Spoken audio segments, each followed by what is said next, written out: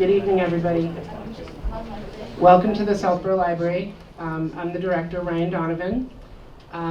It's great after 2 years to do this event again. I think we're really excited to be here, so thank you all for coming. I'm going to hand things over. Let me first start off by saying some of the library trustees are here, so if you guys wouldn't mind just identifying yourself, you can give a little wave or stand. But our chair, Marguerite Landry.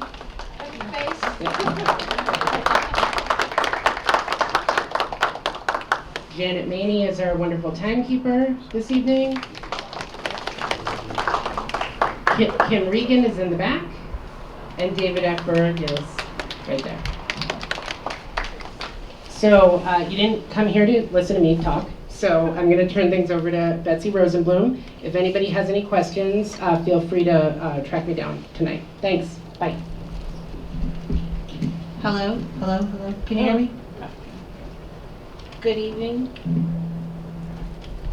I haven't been out of my house in 2 years, so it's going to take a little minute to warm up. You're laughing, but it's true. Thank you, Brian. Thank you. My name is Betsy Rosenbloom. Thank you all for coming to Candidates Night. It's really great to be in person after a 2-year hiatus. Thank you to the trustees, library director, and library staff for making this happen. Thank you, Terry from Southborough Access Media, for recording us. Thank you all for coming here. So the purpose of this event is to educate voters in advance of the annual town meeting. Town meeting too, but the town election. Town election is Tuesday, May 10th, 2022. Voting for all precincts is in the Trottier Middle School Gymnasium, 6:30 a.m. until 8 p.m. The voter registration deadline has passed, so if you're not a registered voter, go down to the clerk's office and get registered for the next election, because there'll be another one around the corner. Mr. Hegarty could not be here this evening. He had a conflict with open meeting law training, but he shared the following information on voting by absentee ballot. Registered voters can apply for an absentee ballot if they will be unable to vote at the polls on election day. Again, that's May 10th, due to absence from the voter's town during polling hours, a medical disability, which can include illness, or a religious belief. A member of their household may apply on their behalf. Voters can vote by absentee ballot in person at the town clerk's office until noon on May 9th. So if you fit any of the preceding categories, you can go into the clerk's office and vote early. You can also request an absentee ballot. There's a deadline on the books you might see to request an absentee ballot. I don't know who sets the deadline. It's Monday, May 9th. But since they have to mail you a ballot, you have to fill it out and mail it back. The clerk said, please submit your application. Disregard that Monday, May 9th. Submit your application by May 2nd so they can actually make it all happen. You can return your application to the clerk's office by mailing it, dropping it in the blue ballot drop box at the townhouse, or scanning it and emailing it to the town clerk at southboroughma.com. You have to actually sign it before you scan it. E-signature not allowed. And again, if you didn't get all of that, please go to the clerk's webpage or give Jim Hegarty a call. Thanks. So how the program works tonight. First, we will recognize all the candidates who are on the ballot who are here this evening, contested and uncontested. Second, we will hear from candidates in the race for Select Board. As you may know, we don't have a contested race this year. We have 2 candidates for 2 seats, but given the importance of the position, we thought it would be helpful for the voters to hear from them and have Q&A. And after the Select Board candidates, we will hear from candidates in the contested races. We have 2 contested races this year. We have the Northborough candidates for the Regional School Committee, and we have 2 candidates for Planning Board. Unfortunately, one of them was not able to attend at the last minute, so we'll talk about that when we get to the Planning Board. The program for the Select Board candidates and the contested races will be the same format. The candidates have been invited to give an introductory statement. We go in alphabetical order. Then we'll have Q&A from you, and then we'll finish up if they wish to give a closing statement. So how the Q&A works. Candidates, introductory and closing statements, no more than 3 minutes, please. Your responses to questions, no more than 2 minutes, please. Candidates may question each other at the end of the public questioning. Audience, anyone may ask a question of the candidates. If you'd like to ask a question, please step forward to a microphone. Where are our public mics? Right here. I'm going to hand it to people. Okay, great. Thank you. Thank you, Ryan. Please state your name and address as we do at town meeting. To our questioners, we understand that sometimes it takes a minute to set up a question. There's a history of something that went on in the town, but please don't make a speech. If you like to give speeches, just run for a position next year. We used to try to enforce a time limit on questions. That gets a little dicey, but just keep in mind, you're not here to speechify. I know nobody in this audience came to speechify. And if you have follow-up questions, that's fine, in response to an answer that you receive. But if you want to go to an entirely separate topic and there's a line of questioners, sit down, wait for everybody to take their turn, and then please feel free to go. Timing. Our timer this evening in the corner is Janet Maney in the back of the room. Thank you, Janet. Candidates, Janet's going to give you a little heads up flag when you have 20 seconds left. That's 20 seconds. That's not 20 minutes left, that's 20 seconds. And she will feel free to ring her bell if you go over.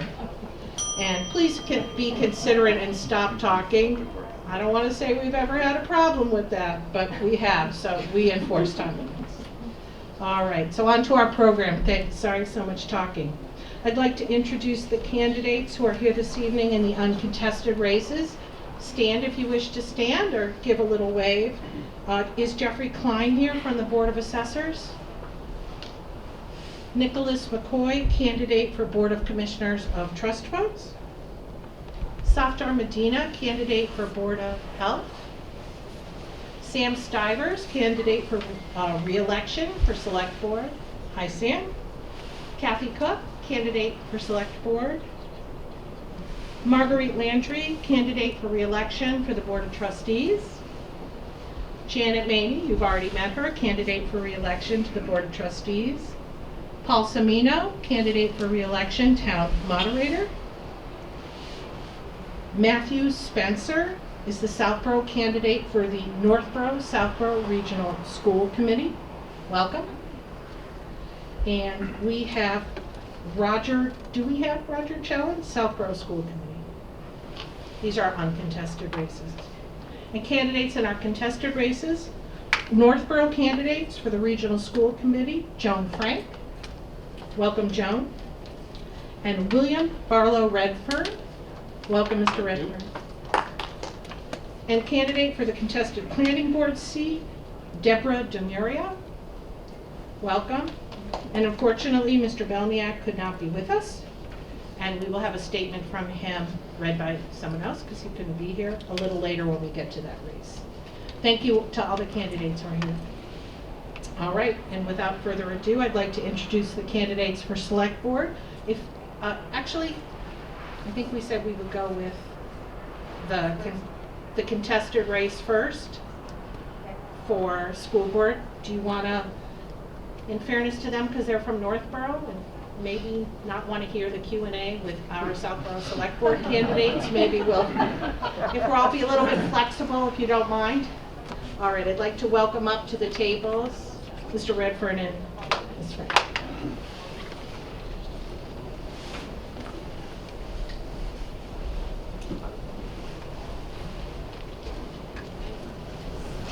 And do you both have statements you'd like to make for us? Yes, I do. Okay, great. So I'm going to sit down and let you go in alpha order. We'll hear from Ms. Frank and then from Mr. Redfern. And these are 3 minutes or less. Thank you both. Your mics are live, so just if you get close to them, it'll pick up your voices, okay? Okay, thank you. Good evening, Southborough residents that are here in attendance tonight and to those that are going to be viewing through the cable access. My name is Joan Frank, and I'd like to thank the Southborough Library Trustees for hosting. They're saying they can't Closer. hear Joan.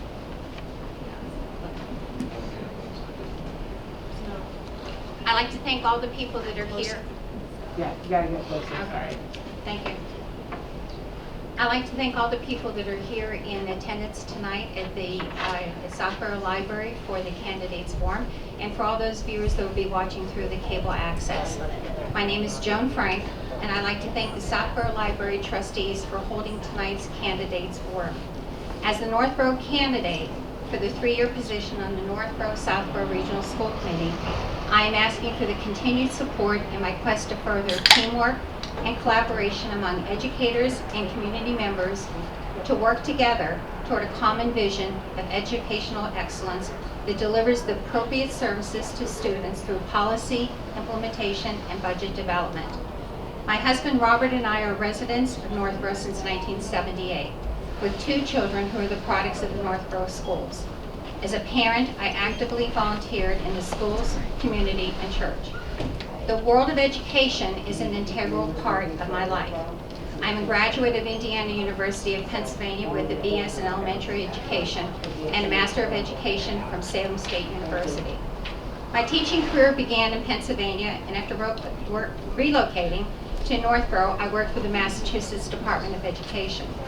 I am a retired educator with 30 years of service, retiring as a literacy specialist from Hopkinton Public Schools. For 7 years, I served as an appointee to the MCAS Assessment Development Committee for ELA for grades 4 and 5 in reviewing reading passages, test questions, and scoring rubrics. Through the school committee, we have responsibilities of budget, policy, and evaluating the superintendent. These are my platform goals for the next 3 years. To address pandemic-era learning loss and its outcomes. Number 2, to support social and emotional learning, SEL, so that students develop and enhance their social and emotional skills to succeed in school and life. Number 3, to maintain and advocate for small class sizes and staff to support social and emotional learning. And number 4, to assure the best educational rate of return for each tax dollar invested for Algonquin Regional High School through good planning, listening to all parties, and balancing the needs of the district while mindful of the economic constraints of the town on both the operational and capital budgets. I'm also advocating for our legislation to continue the free meals program that was started this year, that was going to be ending by the federal government on June 30th, and working with the state so that we can have those free meals K through 12. Thank you very much.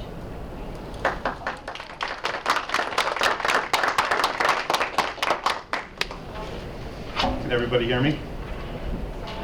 Hi. Thank you very much for... Can't hear? Is it, am I on? Doesn't sound like it's... You're right, you're on. I'm on, okay. You're on now. All right. Sorry about that. Thank you very much. Yeah, that's better. So thank you very much for asking me to come here tonight. I appreciate the opportunity. Looking out in the room, I had a chance to meet a few of you, but many of you I don't know. This is my first time running for office within Northborough, so I'd like to tell you a little bit about myself. I'm a Massachusetts native, grew up in Needham, stayed local for college. I went to school up at UNH, ended up getting an MBA at Northeastern University. When my wife and I were looking for a place to settle down and start a family, we started the search, and Northborough came up on our radar, and one of the big reasons was the school system. We knew we wanted to start a family, we knew we wanted to plant roots and be part of a community as our kids grew up. So Northborough really checked all the boxes for us, and like I said, education, the schools was a big part of that. Since moving to town, I've had the opportunity to volunteer. My children went to the Lincoln Street Elementary School, where I spent 4 years as a parent representative on the school council, I have two boys, a sophomore at Algonquin, an 8th grader at the Melican Middle School. They're both very involved in sports. I spent 2 terms on the Northborough Baseball and Softball Association as a digital content manager, and several teams and years of assistant coaching. I'll tell you, I should not be head coaching anything involving baseball or basketball, but spent a lot of time as an assistant coach. Have gotten to know the community, through that realm, and we love it here. People ask, they want to know why I'm running. It's not that I find myself, wanting to run against Joan or anything else, but I see a problem with the school board, the school committee rather, in that the communication seems to be one way. There seems to be very good relationships between the administration and the school committee. There doesn't seem to be great relationships between the school committee and the parents, and the administration and the parents. And I think the school committee really needs to be the conduit for that. So I would like to broaden the communication. Transparency is a buzzword you hear a lot. I use it. I will tell you what it means to me when I say transparency. I want to be transparent in the decisions I'm making. I want to encourage transparency from the administration. Things like finding out, where the $200 parking fee goes should not take 4 weeks in a Freedom of Information request to the school. So, when I say transparency, that's what I mean. I want to be able to engage, communicate. If you have a problem with a position I'm taking, or if you have an issue with something that's happening, I want to be your vehicle for getting that message heard. Can't promise anyone will win, but I can promise you will be heard. Thank you.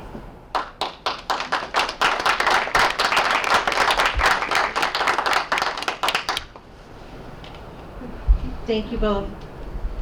Do we have any questions for the candidates from the public, please?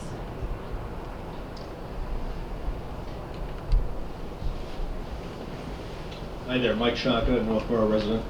I've got a question for Ms. Frank. Ms. Frank, so it's a multifaceted question. You've been in this office for multiple decades. You don't have any children that are currently in the system. I'm curious how you relate to the students and the needs and their demands. First, I guess that's part of it. The second part is with regard to volunteer term limits and recognizing that multiple decades might be overwhelming. And then the third part is, how many days a year are you out of state?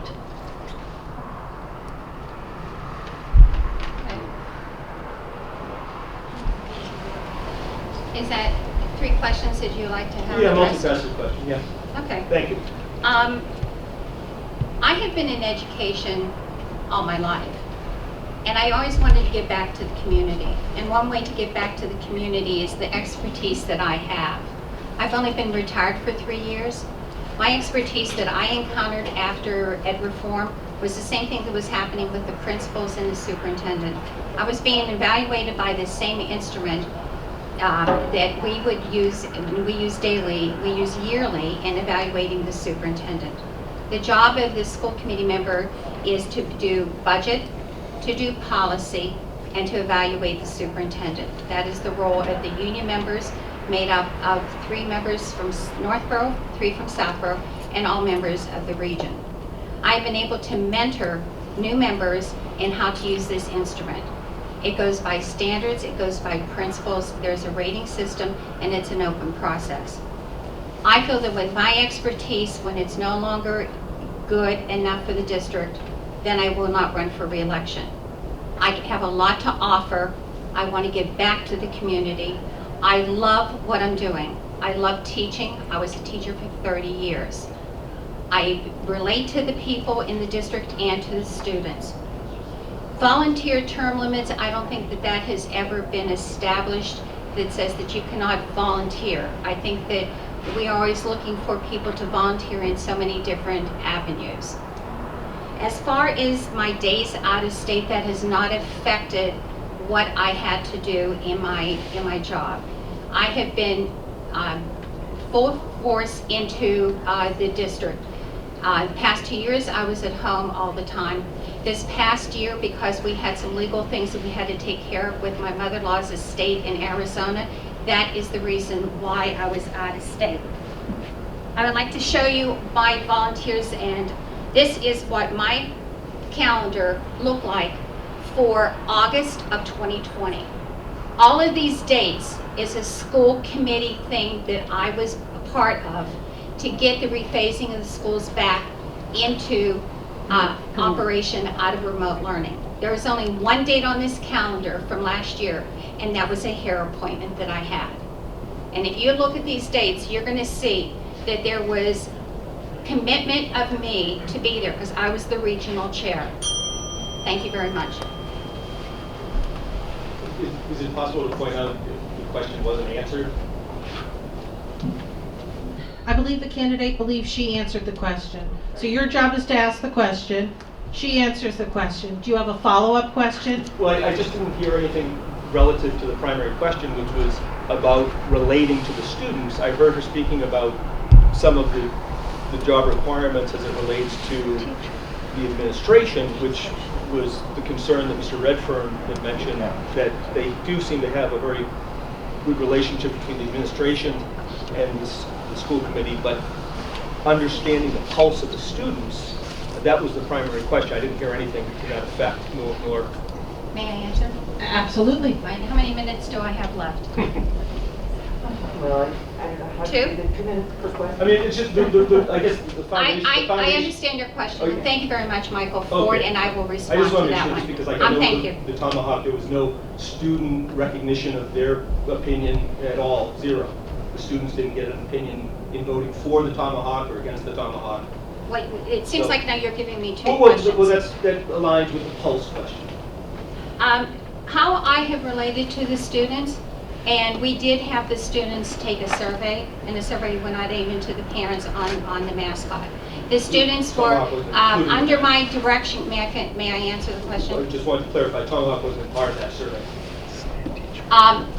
Under my direction as the regional chair, we formed a committee, and we gave the school committee, 5 members of Northborough and 5 members of Southborough voted for the formation of looking into the retiring of the mascot. And on that, I pushed for students to have representation, which they were. It was not my job to pick the students to be on that. How I relate to students is by the, just not in the school committee that I am at a meeting, but there are so many subcommittees that I am on, or liaisons, to help to get the kids to be involved. I have been the liaison to the senior citizen, working with the students that have the technology to go in and volunteer to get their hours for service hours that they may need as for Eagle Scout projects, or that they may need for Honor Society. I have also related to the students because I just gave up this past weekend. I was asked by the Algonquin PTO to look over 12 applications for a scholarship for a graduating senior. And I related to that because I looked over those applications, 12 of them. I had to rate them into 5 categories of each, looking at their essays, what they wrote. And I would tell you that when I got done with that project, I was so proud of the serving that I do for the students, because every hard decision that we make was shown in every essay. There wasn't an essay that didn't lack leadership, compassion, giving back to the community, and being so proud. I was so proud of all these students, and I thought if I can give up a whole weekend and read 12 essays and give back to the students, that's what I do. Every decision that I make at a school committee meeting is for the students. It's not for me. I love the kids. The kids are my backbone because I am the teacher. And those decisions that I make are for the students. Thank you.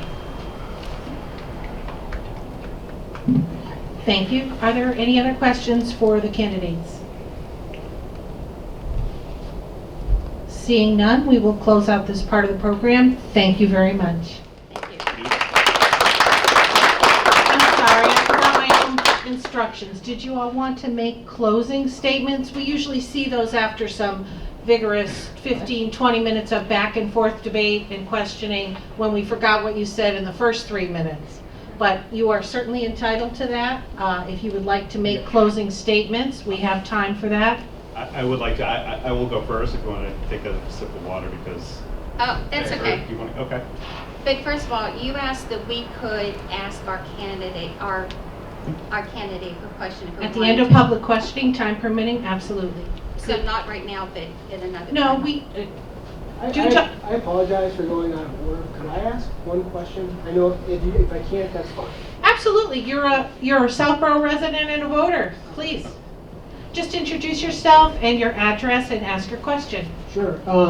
Matt Spencer, 17 Carterville Road, Southborough.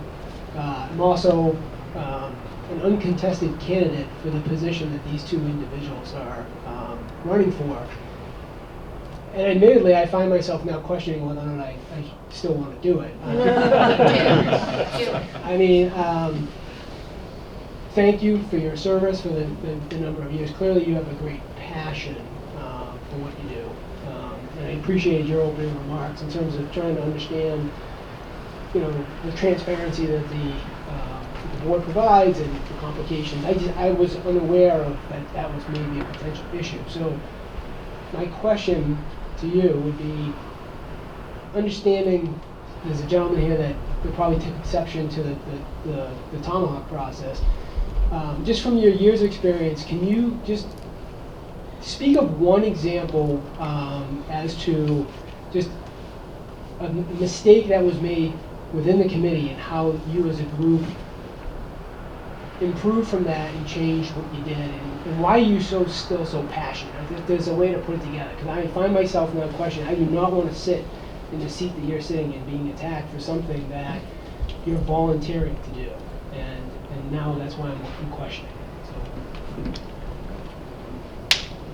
I don't feel that I was attacked. I just feel that I'm defending my position. I think every voter who is here tonight has a right to ask a question and has a right to ask if there is a misconception that is out there.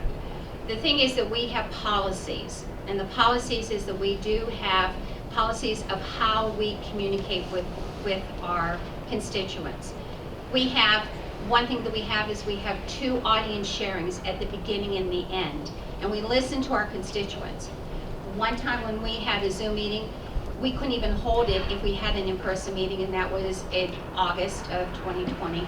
We had 400 people watching and giving us questions on a Zoom meeting. It was important, it really was. Every meeting I feel that is important, and I feel that the reason that I am so passionate about this and take any questions from the audience is because we are educating the leaders of tomorrow. I am so thankful for the education that my kids have and that they're successful. As I said, when I read those applications, it knocked the socks off me. I was so proud of these kids, from athletics to even things they were doing in church, Boy Scouts, Girl Scouts. I got to learn more about those kids through that, and that was a volunteering effort. I was asked by the APTO to have a Northborough Regional School Committee member to be on it to evaluate. And that was my duty. That was my duty to go over and above. The way passion I have here is the way I had the passion in my school. My husband can attest to the fact that sometimes I would be closing Hopkins School in Hopkinton at 10 o'clock at night because I want to be prepared for the following morning. The janitor and I walked out together. I have the time, I have the energy, and I would say to you, stay on, don't give up. It's a great learning process. You have 5 great members from Northborough, and you have 5 exceptional members from Southborough. So you'll be a wonderful candidate and a resource. Thank you very much for your service. Thank you. Just to clarify, in case there's any confusion, because we have not had the Northborough candidates participate in this event, for whatever reason, the gods have arranged it. The Southborough voters are entitled to vote both for Southborough residents who are candidates for the Southborough seat on the Regional School Committee, and also for the Northborough candidates. So, and Mr. Spencer is running as a Southborough resident for a Southborough seat, and these two folks are running as the Northborough candidate. So if you watched this event before or will be watching it later on the recording, I just wanted to clarify that. And Mr. Donovan told me we have another question in the back. My name is David Roman. I'm a Northborough resident. Joan, with all due respect and disclaimer, right, I held a sign for you as a child, you know, at one of your first runnings. Thank you, I appreciate it. That said, right, I have an obligation. I was on the mascot committee. I was part of the 400. My wife was as well. The one thing I will tell you is I'm actually supporting Bill. I'm fully in support of him. Not because of you, not because of your tenure, not because of your passion, but because... Excuse me, I'm going to stop right here. No, I'm going to get to that. Is there a question? Yes, there is, and it's a setup. Everybody knows that's my famous line from my legal training. Is there a question, and can we hear it, please? Thank you. I need to finish the statement, but I will get to the question. It's not a time for statements. It's a time for questions. It is a part of the question. If we put it on a piece of paper, you'd see it as that. Okay. Joan, just my clarification was that the time spent and the reason why change is so important is because the parents weren't heard, and the dialogue is even on the record for the school committee about limiting the parents' input.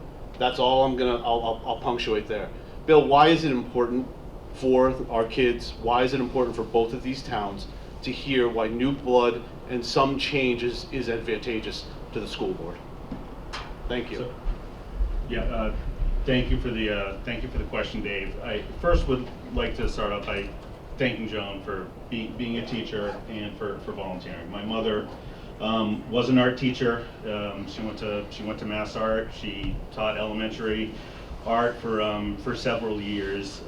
So, you know, teaching is near and dear to my heart. It is a profession you certainly have a calling for. It can be, you know, thankless at times. So I really do appreciate teachers. I also appreciate anybody who's going to volunteer.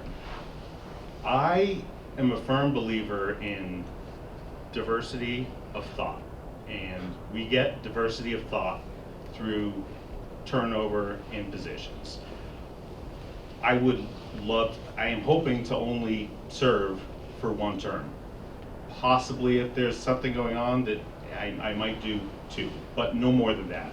We need turnover to get diversity of thought. When you've been on one side of the fence for a long time, you tend to forget what it's like on the other side, and that just tends to be human nature. And I think it is good. It is a changing world. Yeah, I would say even the problems from 5 years ago are probably, you know, different than the ones now. So I think it's natural and healthy in public government and volunteer positions for there to be turnover to help with that diversity of thought. And I think if we have diversity of thought and open lines of communication, we're never going to make everybody happy. It's a very polarized society, but we are a small community. We saw it last 2 nights at the Northborough town meeting. Disagreements done civilly, but I really think that turnover and bringing new voices, new ideas into the fold is nothing but healthy for the institution. Thank you. Thank you. Are there any other questions for the candidates before they question each other? Seeing none, if you would like to ask each other questions. Do you have a question? Sure. So one thing I'm asked a lot is, you know, what do you see in the activity of the board that's making you say some things like this? And it happens to be this isn't about the mascot, but it is about what went on during that debate. And I joined that meeting, and there were questions in the beginning, and it was clear from talking to people that maybe not everybody knew that vote was happening that night. Myself and others had sort of written some letters and said, can we put this off for 30 days and maybe get some more people involved? Dan Calenda, the Southborough candidate, the Southborough member of the Regional School Committee, made a motion to ask that the vote be delayed for 30 days, and not one member of the school board had the common decency to second it. It probably was going to fail, but in my mind, that was a way for people to get themselves out of not being on the record for voting to extend a vote for 30 days, because there may be some people that didn't know the vote was happening and felt like their input wasn't given.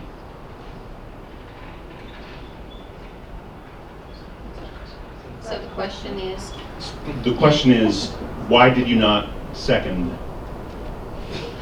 I that amendment, that motion? we had given the task of forming the committee and coming up with a schedule that was voted upon Mhm. by the school committee members. Mhm. We had a timeline that we wanted to adhere to. The superintendent sends out a email newsletter every week. We get it first to review it. In that newsletter that goes out, there is links to, if you read another foreign language, to get it translated. There are links on there about everything important that is happening. I happened to read it. One time I didn't, and I was at fault because there was an error on it, and I caught it after it went out to the parents. That is our job as a school committee member, and the communication has increased dramatically and had the people get involved. I reached out to the superintendent and said, this is wonderful because it goes out to the parents, because it gets in their newsletters and when they sign up the kids for school. How can we reach the senior citizens? How can we reach the people that just have young kids in the neighborhoods that someday are going to be K-8 and at the regional school? The superintendent sent them a note and said, Joan has asked that this is the format that you can give to your friends, that you can give to your neighbors so that they can sign up, so they will be on it and they will get all the things. When we do an agenda is posted the Friday before. It's posted in the town halls, it's posted on the websites. If there is something on that agenda that says there's going to be a vote, there has to be a vote. The reason why, you asked me specifically why I did not vote or second Mr. Calendis. Why you didn't second the, right? I didn't second it, and I think I have my own reasons for doing that, was because we had a timeline to get this done. It had been advertised. I can't make every single voter or resident to open up their emails and to see what's there and to get involved. I have tried to get people involved as possible. So, Thank you. So, quick follow-up on that? Yeah, and then we're going to have to sort of bring this to a close because we have 2 other races to do. So thank you very much. So I guess my follow-up is, just point of clarification, what I heard was that you did not second the amendment because the timeline was more important to you than perhaps missing out on hearing from residents of Northborough and South. I'm going to ask you if there's a question there, not a statement. It's a question to the candidate. That is a question. No, what, you were repeating some hearsay that you heard. You're making What, a difference. the question would be, was it more important to you then? The question is, was the timeline more important to you than potentially correcting a mistake and listening to more of your constituents? No, it really wasn't, because the superintendent had told us how many people had finished the survey, and it was over 1,470 people that had. Not everybody is going to participate in elections. Sometimes elections, we have 11,000 residents in Northborough, and sometimes we only get 1,700 to participate. We can send out as much information as you want to. It's the people that are going to respond. There were people that had the ability to answer. People did. We made numerous requests out there. That survey was 2 months after that vote. Excuse me, I'm talking. I'm just clarifying facts. Excuse me, I'm talking. Okay, you're lying, actually. For God's sake. Excuse me, that's inappropriate. You're out of order. You're out of order. That is inappropriate. There is an answer being answered. Her time is not up. And If you I'm wish, fact-checking. Excuse me, Michael, I know that you came to a regional school committee meeting and there was an audience sharing. And we all sat there. After the vote. May I finish my thought? Sure. I would expect the same respect that the 10 members gave to you during an audience sharing where we listened to you, and as a matter of fact, we only have audience sharing go for 2 to 3 minutes, and you had more time and nobody interrupted you. I would expect that same respect from you. I'm gonna ask folks, this is not something that we engage in, and I don't know how they do it in Northborough, but we don't do this here. There's questions politely, there's answers politely. If you wanna take this outside afterwards, that's fine. We have other debates to get to. So were you done? No, sir. No, sir. You are not recognized by the moderator. If erroneous information. You are not recognized by this moderator. Ms. Frank, were you done with your response? I apologize. I got interrupted. I'm sorry. I apologize to the audience if I just seem to be a little bit flustered, but you know, when you're in a train of thought of speaking, I think that we did the best job that we could. And if you want to just ask me why I didn't vote, then you ask all the other 8 members why they did not second the motion. And I know the chairman of the regional school committee had given Dan Kalenda for subsequent meetings the ability to speak onto the issue and to have it come before a vote. And we listened to Mr. Kalenda as we listened to all school committee members and audience members. And yes, it was up there all the time. And if it doesn't get seconded, it doesn't. It's not just. It isn't just me. It was what the other members also felt like. And I think that can we do better in communication? Of course. Who cannot do better in communication? We can do that. If you want me to walk and knock on everybody's door, I guess maybe that's what I'm going to have. I'm retired. I can do it. And I would try to it, and I have insisted on the superintendent, let's be better in communication to the people because your voice counts, your vote counts, because I am here because of you and your children, graduates and children that are not even born yet, because we have a commitment to them, and that's what I'm here to serve.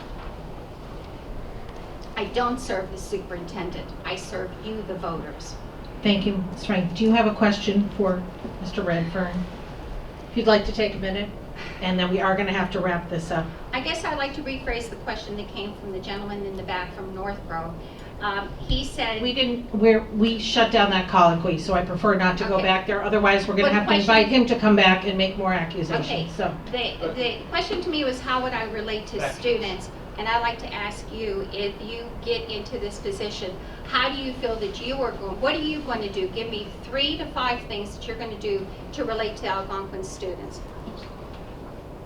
Well, first off, I have hordes of Algonquin students running through my house on a daily basis. So, you know, my kids are in the school. I'm just came from Algonquin watching a baseball game. I think I have a pulse on how parents think the school system is doing with education. I think for the most part, people are happy, but they are concerned with the direction that's taken. So my job on the school committee is not to necessarily relate to the students. I think that question meaning, how can you relate as a parent of a current student? And that's how I take it. So that's 1. I said 3 to 5. 3 to 5, Yeah. relating to students. How would you relate to students? So I would relate to students by opening up to their parents. 1, I have a promise to hold office hours, at least on the same cadence as the school committee meetings, to make sure that everybody, students, parents, taxpayers, can get things heard. Number 2, I think the communication is horrible. If we want to relate to parents and students, I think we should expand. The way people consume information today is different. Email is the new junk mail.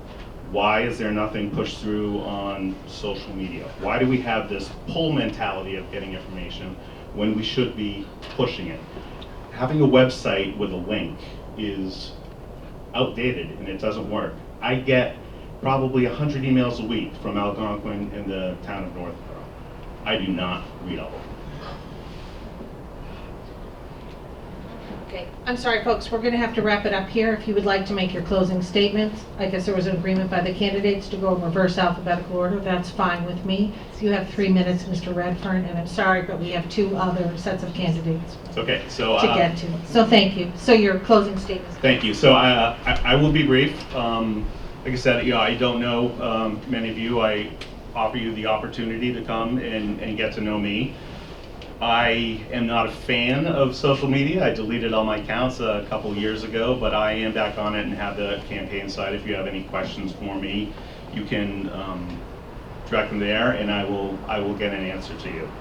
Again, I am asking for your vote because I am looking to try to change the way things are done today, make them a little bit better, and really make sure that the parents and the taxpayers are the ones to whom the school committee is accountable to and to whom the administration is accountable to. It's that simple. So I ask for your vote. If you're unsure, I ask you to reach out and ask me any questions. I'll do my best to answer. Thank you. Thank you, Mr. Redfern. My closing thoughts have to deal with the school committee and the term of limits. It was diversity of thought is one of the things that I wrote down. I'll tell you, every meeting that you attend, there is always diversity of thought. There is always something new that is taking place. Things that, I showed you my calendar from COVID. I didn't even understand what COVID was at first when I was watching CNN in March.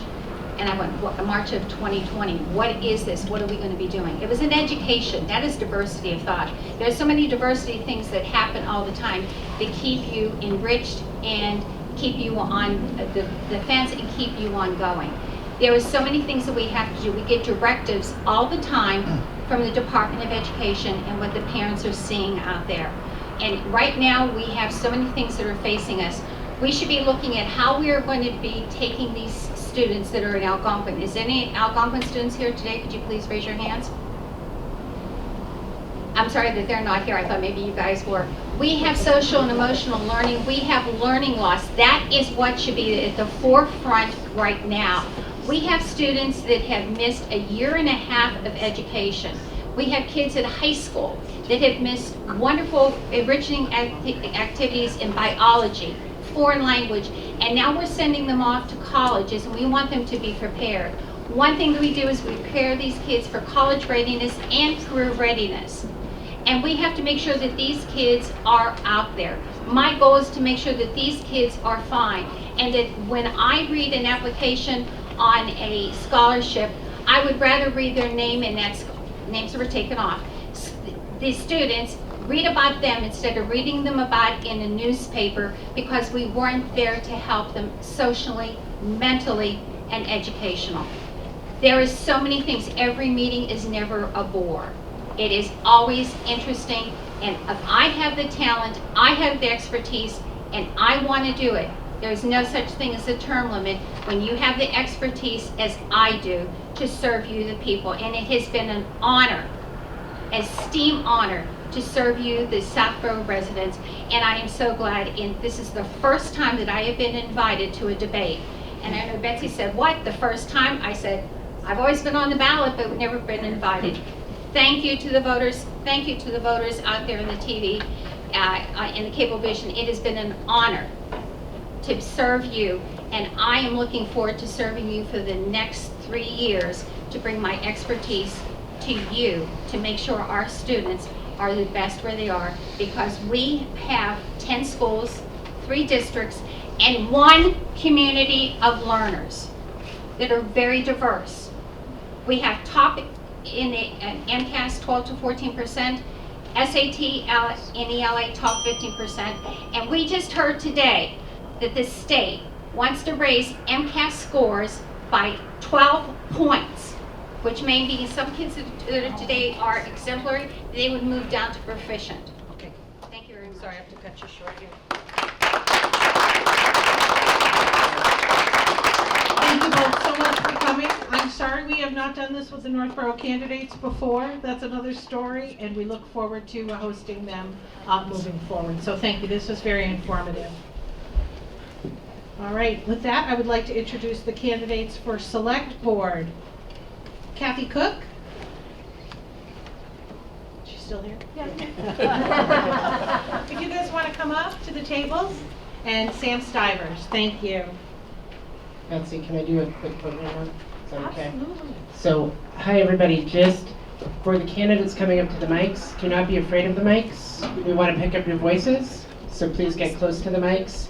And just a reminder, it's not a debate. We're candidates night. We're here to meet you, we're here to hear your statements, and we're here to get questions answered. So, just a quick reminder for all the people coming up to the table. Thanks. Thank you, Ryan. All right, each of the candidates has been invited to give an introductory statement. So I will sit back and we will go in alphabetical order, Ms. Cook, and then conclusion, Mr. Stivers. Thank you. Thank you, Betsy. Thank you, Library Board of Trustees, for hosting Candidates Night. A little closer to the mic, Kathy. All right. Now? Yes, that's not good. It's definitely on. Okay, so start again. Thank you, Library Board of Trustees, for hosting Candidates Night, and Ms. Rosenbloom, thank you for emceeing. You have the perfect combination of oratorical skills and wit. And it's really nice to see, most important, it's so nice to see people in person again. I'm on the advisory committee, and I'm seeing one of our new members for the first time tonight in person. You know, she's been on for a year, and we've done everything by Zoom, so it really is nice to see people face to face again. My name is Kathy Cook. I've lived in Southborough since 1990 with my family, my husband John and our daughter Rachel. Many of you know me from my service on other town committees, including the advisory committee. I am a tax accountant by background and therefore have always felt comfortable in the financial area. Advisory is by nature a finance committee, state mandated, and we don't spend all of our time on the budget, but we probably spend most of our time on the budget. Our job is to come to town meeting and make recommendations for all warrant articles, including the budget, which we're almost there. So we'll hear more about that next week. I had never given thought to running for a seat on select board before now, and that's true. I really liked on the advisory committee. I felt very comfortable in it. This was going to be my last year. My term was up, and I was going to roll off. And then one Saturday, I was on the phone with Jim Haggard, our town clerk, and he didn't talk me into it.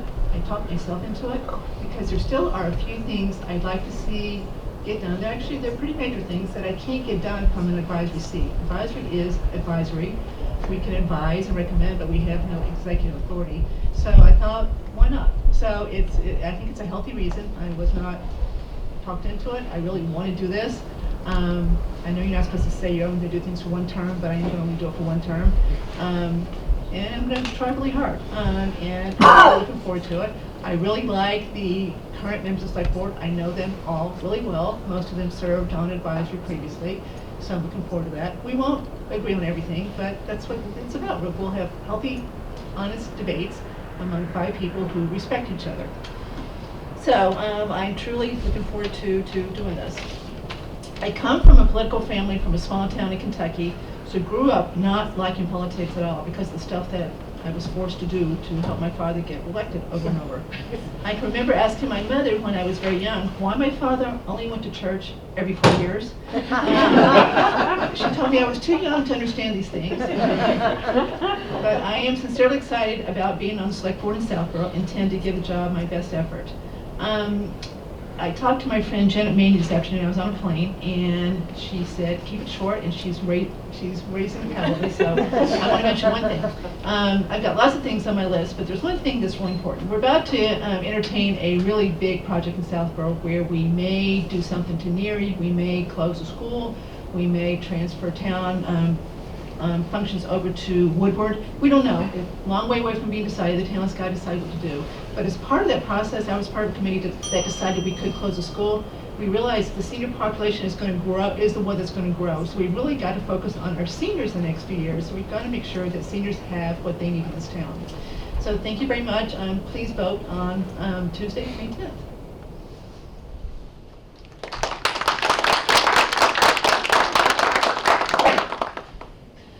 Thanks very much. I appreciate the opportunity to be here tonight. I appreciate what the library trustees do with these programs. Enjoyed it 3 years ago when I did it last, and here I am again. I've certainly appreciated the opportunity to serve on the select board, and I look forward to serving another term. It's been an interesting 3 years here. Less than a year after I was elected, COVID arrived and everybody went into remote operation. And I'm very, very glad that we had the capacity in town to keep the process moving both in the municipal side of the business and the school side of the business, where we had the people, the staff, the policies, the processes in place that it wasn't all smooth, but it got done and things kept moving, which is great. And kudos to the town staff, the school staff, volunteers, lots of people, families, everybody pulled together to make things work during a very difficult time. And so I think that's a real testimony not only to the government administration, but to the community itself. And that was very heartwarming to see because it looked pretty bleak for a while there early on in the process, and it was not clear that everything was going to work out so smoothly, but it did. So that's, I think, a great testimony to the structure we have in place. And I think we've gotten a number of things done. I'm not going to dwell on the last 3 years as much as looking forward. I think there's some interesting challenges and opportunities going forward that I'm eager to take on for the next term. Things like the money we've gotten from the American Rescue Plan Act. The town has about $3 million from the federal government to spend. We have a committee looking at ways to do that. I think that opens up a number of possibilities for projects that we would not normally have the resources to do. So I think that's going to be an important thing going forward. Some near-term things like hopefully we will get the Main Street project finished over the next construction period here. So that's the plan. That would be wonderful to see as well.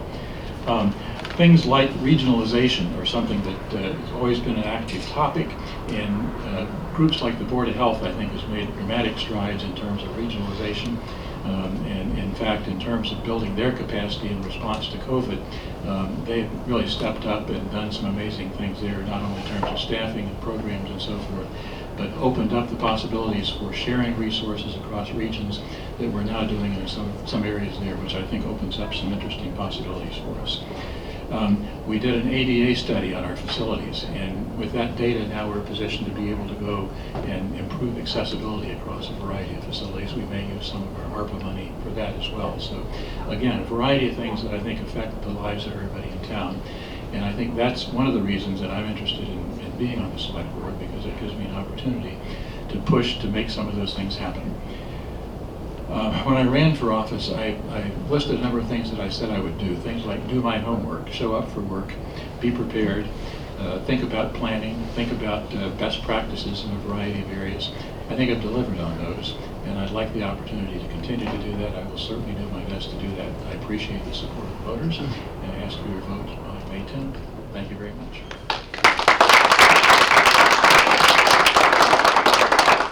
Thank you both, and we'll now entertain questions. The microphone man just walked that way. Are there questions for the candidates? Anybody? Everybody knows us pretty In the well. back? No? Any questions? Yes, sir. You can borrow my microphone. That's all right. I can make myself heard. A question for Kathy. Okay. Ryan wears many hats. Someone was looking for books, in my defense. He wears many, a hand for Ryan. He wears many hats at candidates night. Please. This is a question about accountability in the town government. The Board of Selectmen, the town administrator, and case in point, you have a DPW person. And right behind this building is an absolutely apocalyptic mistake. And my sense in talking to people around town is that there's been a lot of, in the vernacular, a lot of mutual ass covering, frankly, as to who's responsible for this. Question, please. So my question is, Kathy. Yes, thank you. My question is, what can you do, what will you do to improve accountability at these three levels of town government? That's a broad question, and I'm going to answer it to begin with a specific answer. I might not have said exactly what you said as far as the project goes, but I agree with you that that project was not well thought out of at all. It was rushed, and even though I don't think anybody did anything intentionally, I do think it was a poor designed project and probably not the best use of the town road money. And you've probably seen some emails that I wrote as far as questioning what the money was used for. So with this one specific area, I do believe there needs to be more oversight on all capital projects, including roads. Roads are capital assets, right? They're no different than any of the capital assets. So I do believe we're going to need to put together a process that will ensure that when we're making major decisions about how to use a very limited amount of road money, that the decision is well thought out and we use the money with the best use and not necessarily the result of a decision that was not well thought out. So that's kind of a specific answer to your question. As far as the overall answer, big picture, I'm just going to try real hard to make sure that we think through everything that we do. I've always, again, I have great respect for the people that are currently on the select board, including Sam. And Sam has said this before too. The select board needs to be strategic thinkers. We don't need to be focused on really, really little things, which sometimes they do. So I would like to push everybody to, again, spend time thinking about things strategically, making sure we've got the right people to carry them out, and therefore we don't end up with a project like the one that you're not happy with.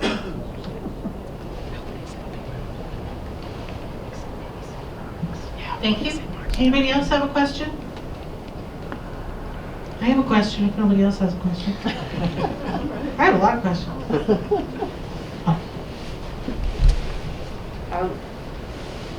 Debbie, I'll go to you after. I don't want Sam to feel left out. Maybe Latrell might, if you want to go. Thank you.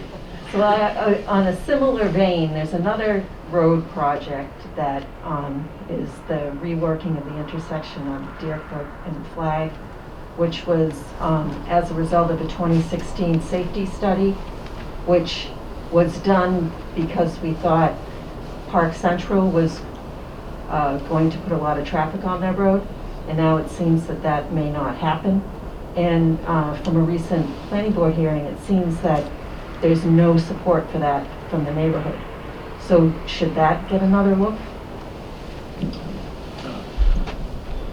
The answer is yes.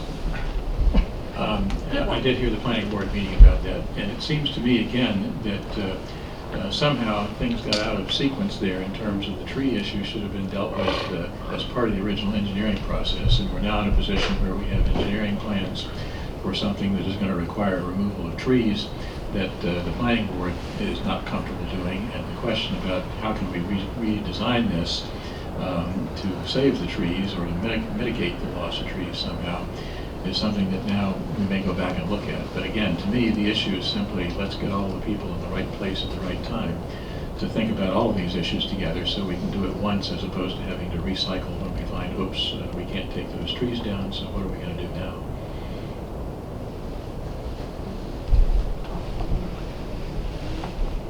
Thank you. We have another question. Just talk to the mic. So Debbie Demure, 58 Flag Road. In 1991, we had several departments in town, tree, water, cemetery. They dissolved and formed into the consolidated DPW. At the same time, an advisory group, the Public Works Planning Board, was put together, and it was put before the people of the town in a ballot question. And it was voted on to have an advisory board over the DPW. And the charge for that group was the planning and the managing and the financing of the projects of the DPW for the town. And so this is a group that is 2 seats that are appointed by the planning board and 3 seats that are appointed by the moderator. Today we have a board that decides they don't want to meet. This is a group that has to meet because as a ballot question, it went before the 1991 legislature and it's an enactment. It has to meet. So last night, or I think the last night when I was listening to the select board, someone had brought this up in topic and the select board members said, oh, but we have nothing, they don't, we can't help it if they don't meet, it's not our problem. I have reached out to the moderator and I've reached out to a member of the planning board to try to find out why they're not meeting. So my question is, how do we get them to meet? I don't think it's acceptable that we say, oh, they don't meet. It's an enactment and they must meet. And this is the group that oversees the DPW. So a lot of problems that we have in town could have been solved over the years if this was a functioning group. So how do we get this group to meet? What's the solution? Is that a question for me? Yeah, well, I'm looking at you. Okay. I know you're on the committee. I actually happen to be a member of the Public Works Planning Board. Yeah, both of you. And I share that frustration. In fact, Debbie, it's even more interesting than you stated. The charter for the Public Works Planning Board is extraordinarily broad. They have advisory ability for a wide range of financial issues for the town generally, not just limited to the DPW, as a matter of fact. They have no managerial powers in terms of, they don't provide oversight for DPW, but they can advise. And in fact, they do meet, typically at least annually, to review the transfer station regulations and fees. We've met periodically to do that. It's my firm belief that that should be a very active board and should be doing a lot of things that the Capital Planning Committee is now doing by default. And the fact is that I'm one vote on there, I get outvoted 4-1 often, and you need to have 3 votes to make those things happen. So it's my hope that since 2 members are up for reappointment this June, that we will find 2 new members who actually are interested in fulfilling the possibilities of what the Public Works Planning Board might be able to do, and get that 3-vote majority to begin to look into some of these issues in a more active way. But I share your frustration, and I think the comment at the Select Board was, it's not our job. It says that I think the statement was that we don't appoint those folks as we do many other committees, and we can't force them to meet, so we need to have that come from the committee itself and the people who are appointed to the committee. So I look forward to being able to do more on the Public Works Planning Board. So I agree with Sam. The solution is to get the people replaced by the appointing authorities so that you've got people who actually want to do the job they're supposed to do. It's really quite mind-scratching, head-scratching why they haven't met. And it's certainly not, Sam has done everything he can to get them to meet, but he's 1 person out of 5. So it's a really strange situation. I totally agree with you. It needs to be fixed, and I don't see how it would not be fixed if the appointing authorities replaced the people who don't want to meet with people who are willing to do what they're supposed to do.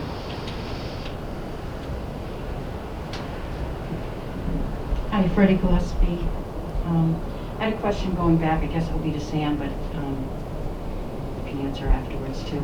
The situation on the Deerfoot reconfiguration, you said, Sam, that now they're stuck, or not stuck, but now they're faced with redesigning the intersection to save the trees.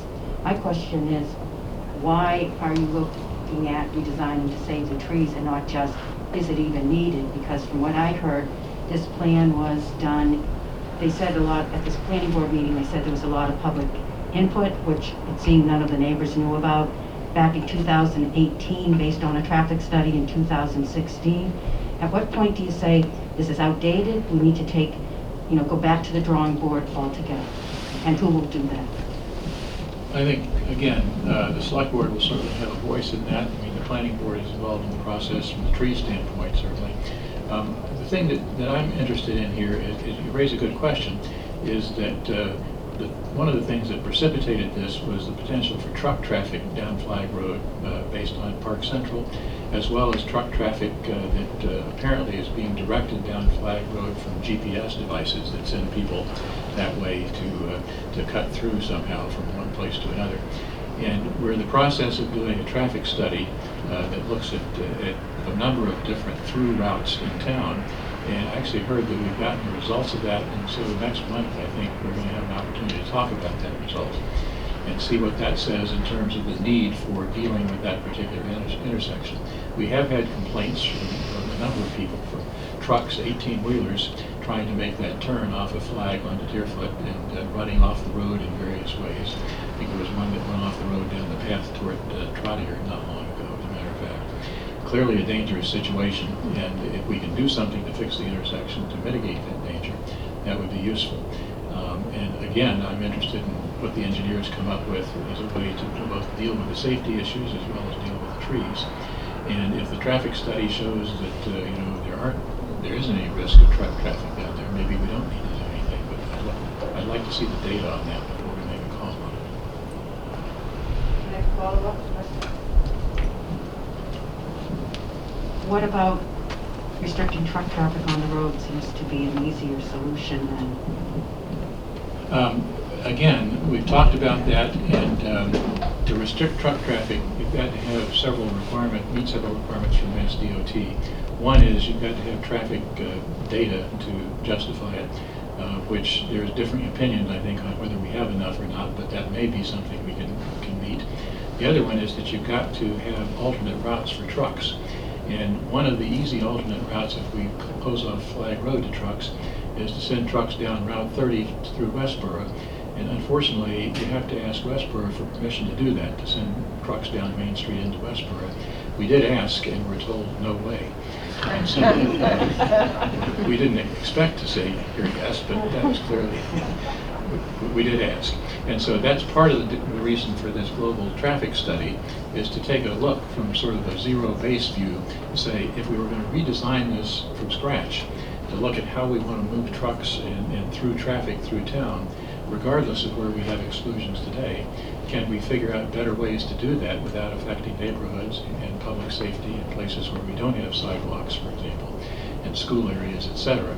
I don't know what that's going to show, but I think we'll have the data to take a more intelligent look at that, and I look forward to reviewing that. So.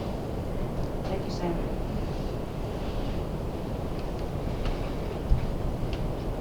Questions? Anybody? Yes? I need Ryan with the mic. Sorry. Really look me if you have to. Marguerite Landry, 134 Deerfoot. This may be an out-of-sync question, but what is your, both of you, conception of the role and rights and responsibilities of a tree warden? And what would you do to get there for Southborough, since that seems to be a controversial position at this point?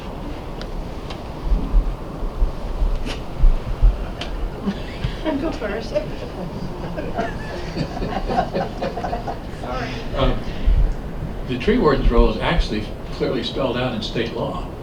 And so the issue is that the tree warden is responsible for managing trees, public shade trees, which are trees that the town owns and town rights of way, etc., and evaluating trees in terms of need for removal, pruning, trimming, etc., and responding, dealing with requests from residents to either remove or trim trees. And the individual actually now has to meet certain qualifications. Now that we've passed 10,000 lives of population, the requirements have stiffened in terms of having some sort of background and training. You don't have to be a certified arborist, which some people believe is the case. It's not necessarily true. You have to have certain permits for pest control from the Mass DEP. But it's something that, again, is reasonable to meet with if you've been in the horticulture business for a while. And again, it's the person who's sort of the day-to-day responsibility for dealing with tree issues. And we have a gentleman now who's been a tree warden as part of the DPW staff. And that person has announced that he is interested in resigning from that tree warden position as of June 30th. So we need to find a replacement tree warden. We've had discussions around finding contract help for that as opposed to creating a new position at DPW that does only tree warden work. And so that's still underway, Marguerite, and my expectation is that we'll find a way to get that staffed with contractors going forward. But again, that person is sort of the point person for tree issues in town. The resident has a concern. DPW wants to do construction. They work with the tree warden to figure out what can be done given state law and the planning board connection there as well. The tree warden works with the planning board for scenic roads. We have a bylaw proposed at town meeting to make all roads in town a scenic road.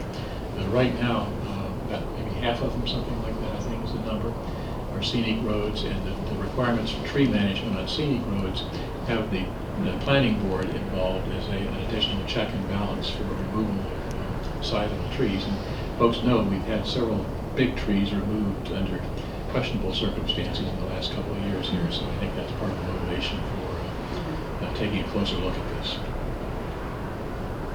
So Marguerite, you know there's 2 articles on this year's warrant that are going to deal with what Sam just said. Planning board is sponsoring both of them, and the tree warden language is in that bylaw too. So I don't have a whole lot to add to what Sam said as far as what the tree warden does, but there is going to be a decision made next Wednesday and Thursday as far as whether we want to incorporate that new bylaw, which does add more robustness to the state law as far as the tree warden, what he does, et cetera. So, and there's some issues with what's in there as far as tree warden, which I think you'll hear about on the floor that night as far as, so there is some opposition to that proposed bylaw because of the language regarding the tree warden. So. Can I add one quick follow-up? Ms. Moderator.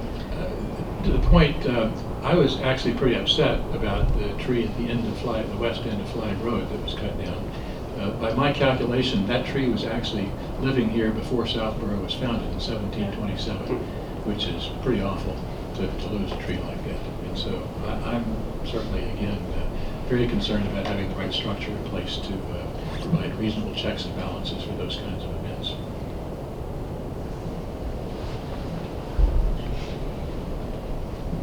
Just a follow-up question on that. Sure. The cutting of that tree was actually unlawful. And unfortunately, it was also by our own DPW. What will we do about that? Well, What can we do? Are we going to do nothing, or are we going to hold them to account? And it's not just the one tree. There's numerous trees, and it's unlawful. There are different views on that, Debbie, in the sense that that was a National Grid trimming operation that was done by a contractor that I think, I can't remember, we paid for that, or National Grid paid for that contractor. But the point was that there was a process in place that should have been followed more closely. I think what we're doing about it in the first place is the bylaws that the planning board has proposed, I think will help tighten that up so there's much less chance that will happen.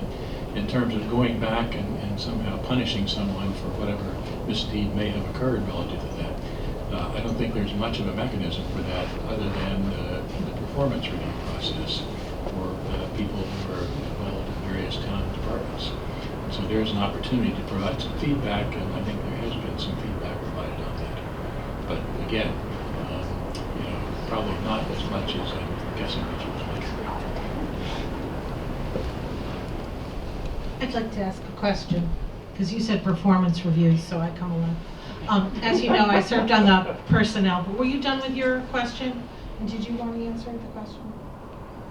Before I jump in with my question. It was a follow-up to something Sam said. I feel like I'm just saying ditto, but it was a good answer. So we hear what you're saying. The select board does probably need to have a more robust process as far as performance reviews. It's tough to do, you do them in the open. That position, the DPW head position, is one that has been quite controversial the last few years. So I think that the select board should spend a lot of time on the next performance review and make sure that all aspects of performance are taken into account when we do it.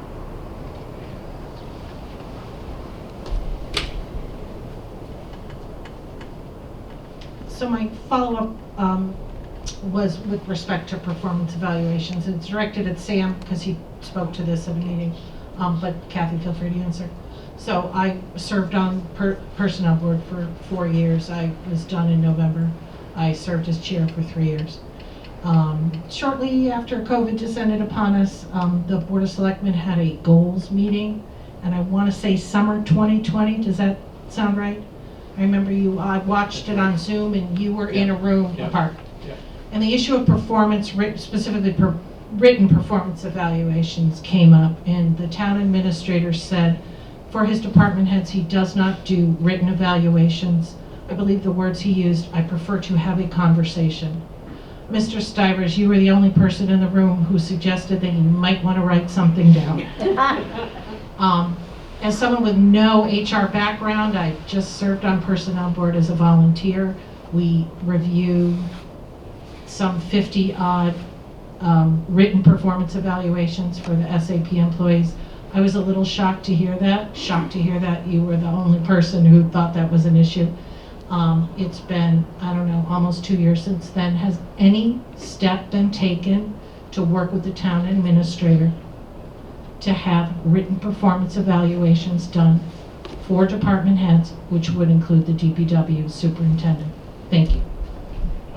There certainly has been conversation about that, and there have been instances, I actually myself have not actually gone in and audited the review files, but I know there have been written performance evaluations that have been done in the last 3 years, and in fact we have now included a performance evaluation in contracts for staff, where we have contracted staff, including the DPW superintendent, the town administrator, and the town administrator actually now has goals in his performance review process, and we talk about that in terms of setting salaries and so on and so forth. So I think we're making progress. It's not nearly as I guess, tight as I would like to see it in terms of the process that I'm accustomed to in my day job, which is pretty formal. And if you don't have the documentation, it's really hard to deal with a problem employee if you don't have a record of having said, here are the goals, here's how you've done for this review period, and here's the plan for doing something about any shortfalls in the process, etc. But I think we're making progress there, but it's slower than I'd like to see, but I'm optimistic that we'll be able to do more in the future. If I'm correct, you recently re-signed the town administrator to a 3-year contract sometime in the last 6 months, maybe October. I did not sign that contract. The Board of Selectmen re-employed on behalf of the town. Yes.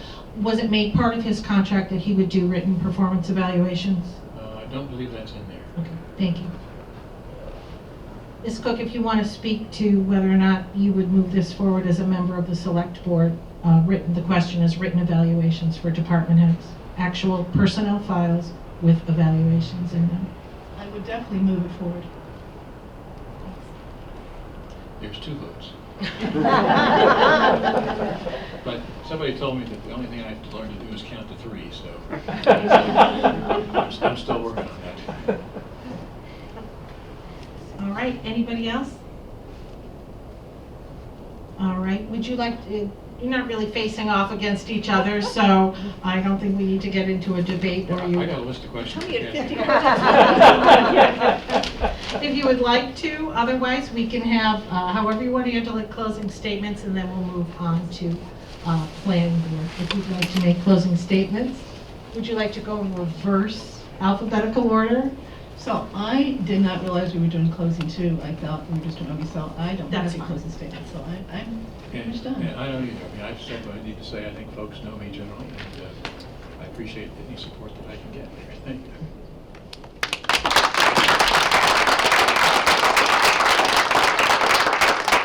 Thank you both for coming in.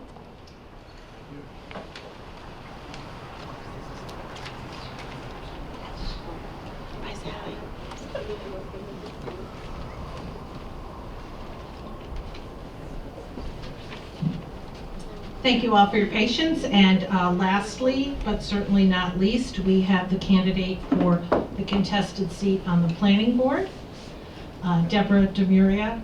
Deb, if you'd like to come up and take a seat. So this is the part where I tell you that unfortunately Deb's opponent, Alan Belniak, could not be here this evening. Came up very suddenly due to the, just came up today.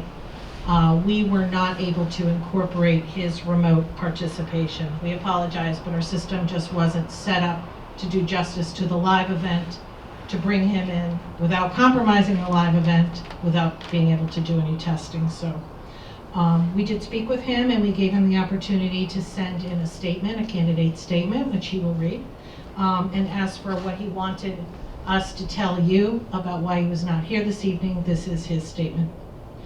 Alan would have very much liked to join us tonight and was actively preparing for it. Unfortunately, he became suddenly ill, and in the best interest of everyone, opted to stay home. Alan will be available ahead of the official start of town meeting at Algonquin on Wednesday, May 4th. He will be there from 5:45, give or take, until 6:30 p.m. He will be standing outside to answer any questions from you. questions you would otherwise have asked here at this event. So that's prior to the start of town meeting. In addition, he will be available, where else? At the transfer station, but you knew that. If I had given you a quiz, where will Alan make himself available? 78% of you would have said the transfer station. And that will be on Friday, May 6th from 4:30 to 5:30 p.m. All right, and alphabetical order, Mr. Belniak will go first. Mr. Donovan, by agreement of the candidate, will read the statement from Mr. Belniak. Thank you to Beth Rosenbloom and the Library Board of Trustees for hosting this event and for the opportunity to provide a remote statement. Thank you all for coming out this evening and taking time out of your evening to spend with us. As a bit of background, I'm a Massachusetts native. I've lived in Southborough for 15 years. I'm married to a wonderful and very supportive wife. I have 2 great kids in our public school system who contributed many ideas to my campaign. I have an undergraduate degree in civil and environmental engineering from WPI. I've led the authorship of the Transportation, Transit, and Circulation chapter of the 2008 Southborough Master Plan. I currently serve as the Vice Chair on Southborough's Economic Development Committee.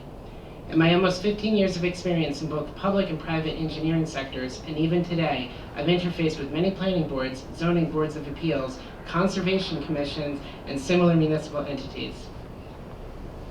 I will use my knowledge and background to carry out typical planning board activities, such as the review and approval of site plans, applications for permits, subdivisions, and developments. In all cases, I will look at each application fairly and seek clarity. Then, based on the merits, I will consider what is permissible and determine if the approach taken is in the best interest of the town. My most significant contribution to the planning board will be a focus on proposing and amending zoning bylaws that will contribute to the forward progress of the town.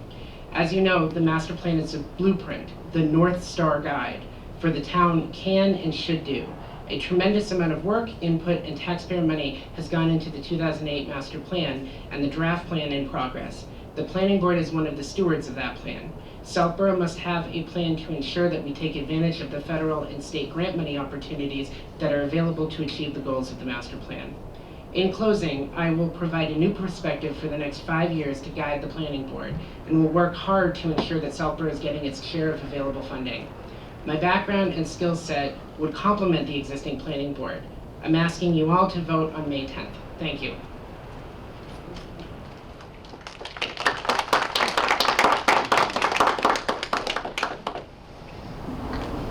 Hi, everybody. Can this on? Get close. Hi, thanks for coming tonight. I can lean in. Okay. So I'm Debbie DeMuria. I'm running for planning board. So I just want to tell you a little bit about me and what motivates me. I've lived in town for 25 years. Moved into town with my husband, where I met him in college. We both went to the University of Connecticut. I graduated with a pharmacy degree and came up to Massachusetts actually to go to Mass College of Pharmacy for my PharmD degree. And with a pharmacy degree, I decided to do something different and go into a highly regulated pharmaceutical industry and gain an understanding of food and drug law. And so that's what I do primarily. I'm now a consultant to the pharmaceutical industry in biotech. I have my own business, so I'm a small business, and due to COVID, my business is at my home, like a lot of people in Southborough. I had the opportunity to get involved in town government a number of years ago, starting with the Recycling and Green Technology Committee. I'd say, one of my proudest achievements of everything that I've done was starting a paper recycling program in the schools. There's sort of these big bins that you might have seen called Paper Retriever, and little children would have that as part of the Green Team modules that they were learning in the schools so they could learn to recycle paper. And hopefully those kids are older now and they've learned about sustainability and they're going to be good stewards of the earth.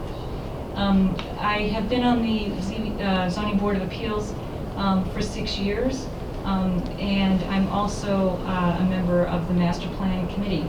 On the Zoning Board, I look at things in a very a little bit of a strict way, I would say, and really make sure that the projects that come before us really adhere to zoning code. But I think it's very important to get out for folks that come to the zoning board and are seeking relief, to really understand what their issues are, and to go into the neighborhoods and go into their house project and find out why they're seeking relief. And so I look to try to find some flexibility for them.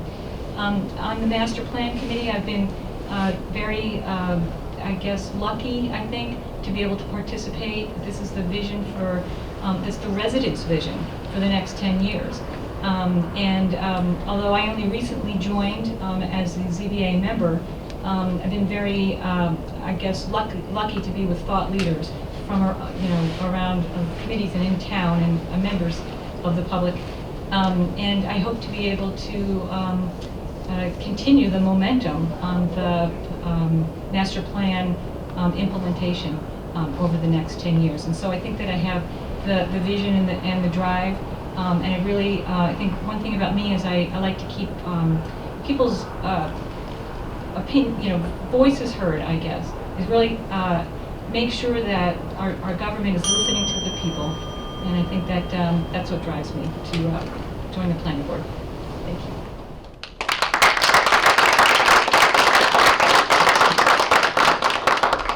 Thank you both. Thank you, Ryan. You can stay there if you want. I'll come back in a little bit. Okay. All right. So there really was no perfect way to do this, but we invited Deb, since she was here and prepared, to take questions. Unfortunately, you won't get to ask any questions of Mr. Belknap. I feel just terrible about that. But anyway, if there are questions for Mr. Muria, please.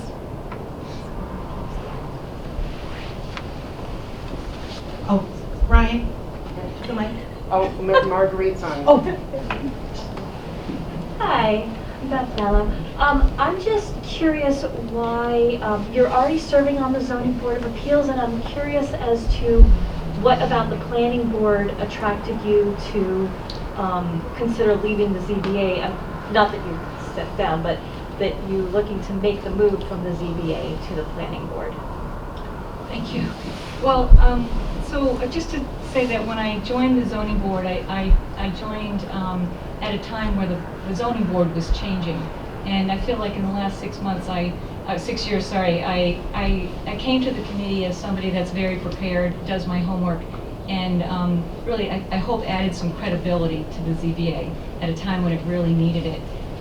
In getting to know zoning code, I realized that really what we're facing in the next decade has a lot to do with zoning. There's going to be changes in our community, and I want to make sure that it's very carefully thought out, that it's, that it includes the voices from the public, and that we, as we grow, let's say, that we invite businesses to town that fit in and harmonize with our community, instead of just plopping down, kind of what I call cookie cutter development, but sort of one size fits all.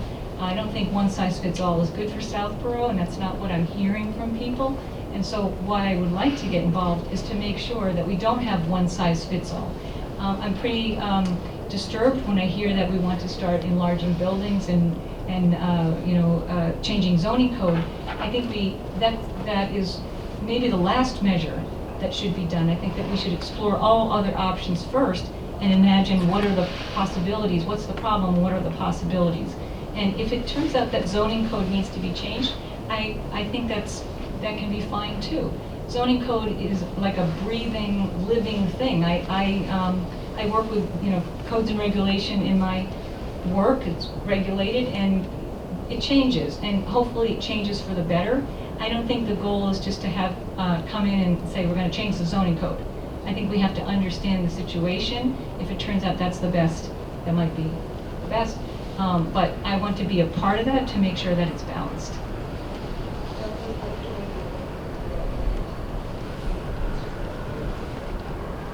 Thank you. Any other questions for the candidate?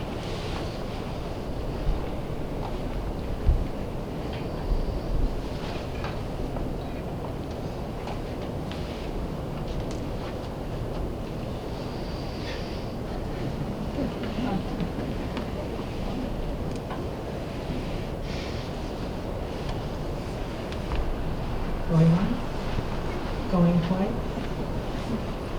All right.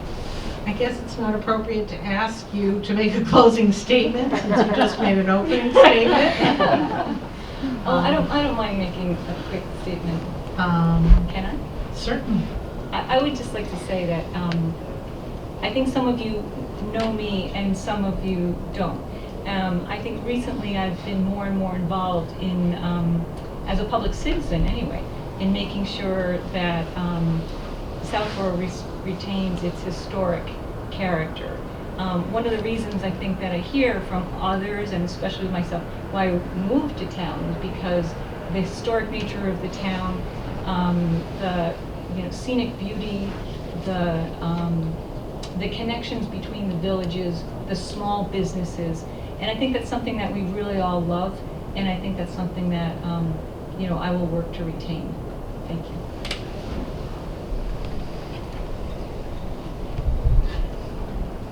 Did you have something you wanted to say? I have a closing statement from Mr. Belniak. If the moderator would entertain. Certainly. Certainly. Thank you, Mr. Donovan. I just want to make sure while we have the time and we're all together, don't be shy if you have any questions for Deb. All right. Thank you, Ray.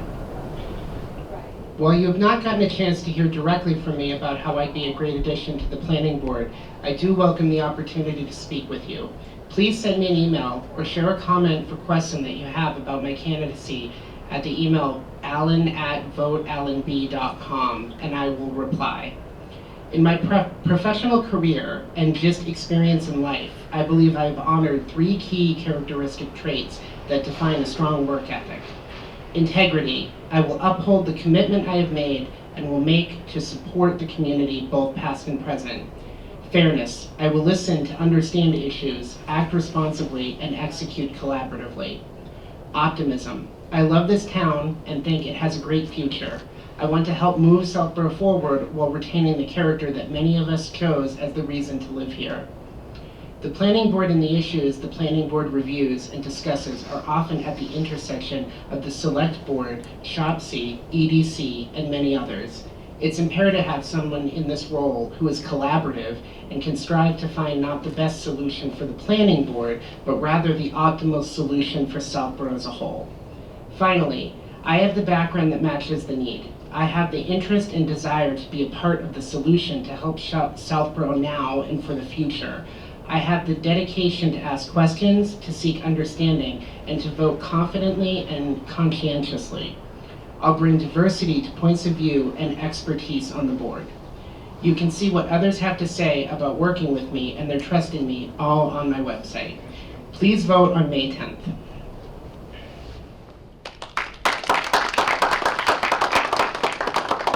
Thank you. All right. If there are no, can't really ask. We can ask Ryan a question about the library if you'd like to. All right. Thank you all. Ryan, I don't know if you have anything you want to add? I just want to thank everybody for coming tonight. This was a great turnout. This was a great event. This was something I know Betsy and I really wanted to do, for the last 2 years. It's great to have everybody back, and thank you so much for coming tonight. You should give yourself a hand of applause. Thank you.